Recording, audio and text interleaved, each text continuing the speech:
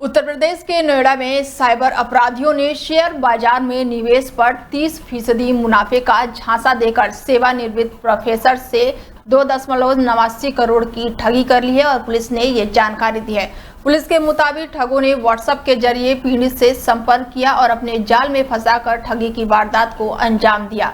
ठगी का एहसास होने पर पीड़ित ने साइबर अपराध थाने में मुकदमा दर्ज करवाया और पुलिस ने बताया कि सेक्टर 36 में रहने वाले सेवानिवृत्त प्रोफेसर रामकृष्ण शिवपुरी ने पुलिस से शिकायत की कि 1 अप्रैल को उन्होंने व्हाट्सएप पर एक संदेश आया और इसके बाद से कॉल आई। कॉलर ने अपना नाम कीर्ति सराफा बताया और खुद को कोलकाता स्थित रहने वाला बताया। इसके साथ ही मैनेजमेंट कंपनी के फंड मैनेजर बताया। कीर्ति ने सेवानिवृत्त प्रोफेसर को बताया कि उनकी कंपनी शेयर बाजार में निवेश करने वालों को 24 घंटे में 20 से 30% तक का मुनाफा दिलाती है और इसके बाद 2 दिन तक अपने कथित कंपनी के बारे में बताया और एक व्हाट्सएप ग्रुप में जोड़ लिया। हालांकि पुलिस ने बड़ी कार्रवाई करते हुए पुलिस ने शिकायत दर्ज कर ली है और आगे की कार्रवाई भी शुरू कर दी है।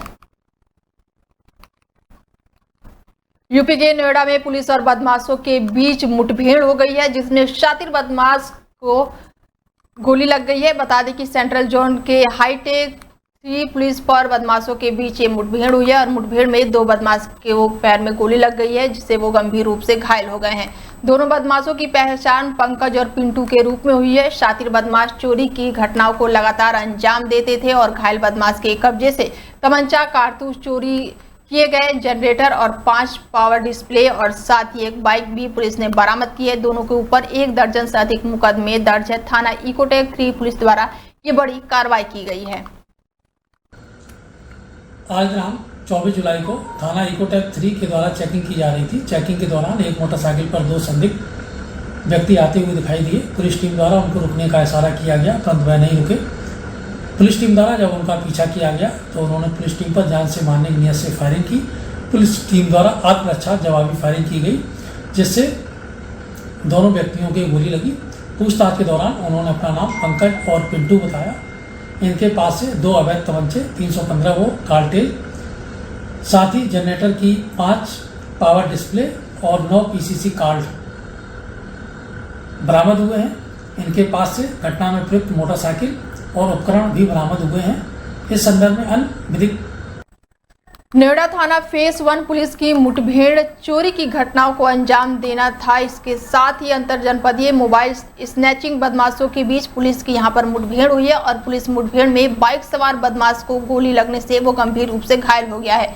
घायल बदमाश की पहचान संजीव उर्फ गोलू के रूप में हुई है और घायल बदमाश के कब्जे से पुलिस ने तमंचा, कारतूस और घटना में उपयोग की गई चोरी की मोटरसाइकिल भी बरामद कर ली है।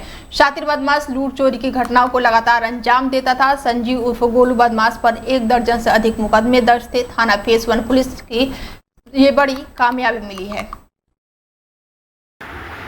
जनपद गौतम बुद्ध नगर में अपराधियों के विरुद्ध लगातार अभियान चलाया जा रहा है। सीपी माइन के सख्त निर्देशन में एडीसीपी एसीपी के नेतृत्व में थाना फेज 1 की पुलिस आज गश्त में मामूर थी। इसी दौरान कुछ संदिग्ध वाहन दिल्ली की तरफ से आते हुए दिखाई दिए, जिनको रोकने का प्रयास किया गया तो ये 14 एक नाले की तरफ भागे। वहाँ इन्हें रोकने का प्रयास किया गया तो उन्होंने पुलिस पार्टी पर फायर किया और काउंटर फायरिंग में एक अपराधी गिरफ्तार हुआ है, जिससे गहन पूछताछ में इसने अपना नाम गोलू उर्फ संजीव बताया है। जब इससे गहनता से पूछताछ की गई तो बताया कि इसने क्षेत्र में लगातार स्नैचिंग, लूट, चोरी आदि की घटनाएं करता था और जब गहनता से भी जानकारी इसके बारे में की गई तो पता चला कि लगभग 1 दर्जन आपराधिक इतिहास है इसके।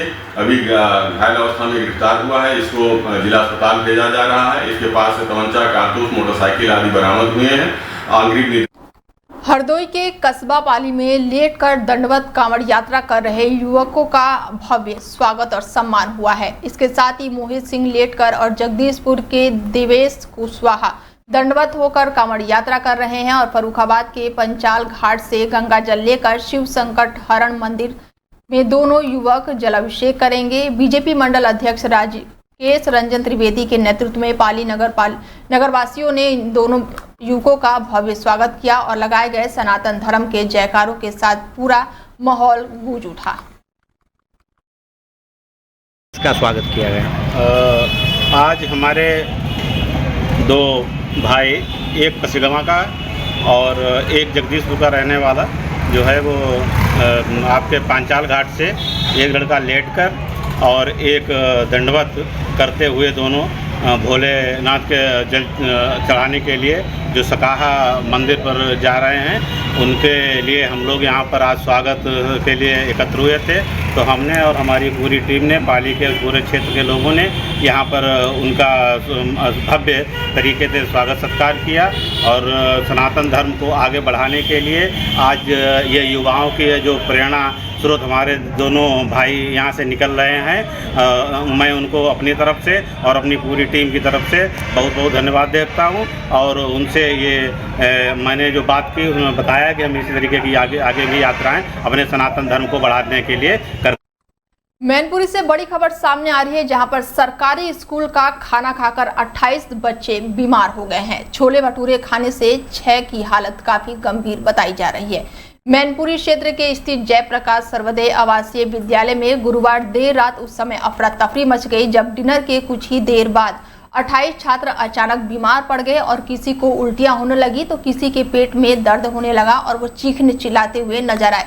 मामला सामने आते ही विद्यालय परिषद में हड़कंप मच गया। आनन फानन में सभी बच्चों को समुदाय स्वास्थ्य केंद्र में भर्ती कराया गया, जहां 6 बच्चों की हालत गंभीर होने पर उन्हें जिला अस्पताल में रेफर किया गया। सभी बच्चों को इलाज करा के घर भेज दिया गया है और बीमार बच्चों का आरोप है कि रात के खाने में छोले भटूरे परोसे गए थे, जिससे सूड़ी और घुना पड़ा हुआ था, जिसके बाद से छात्रों ने रात को बताया कि खाना ना तो ढंग से खाया गया और ना ही उसमें साफ सफाई की गई थी।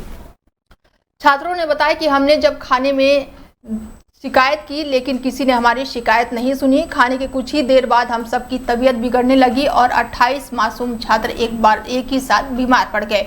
लेकिन सवाल अब ये उठ रहा है कि एक आवासीय विद्यालय में खाने की गुणवत्ता की नियमित जांच क्यों नहीं होती।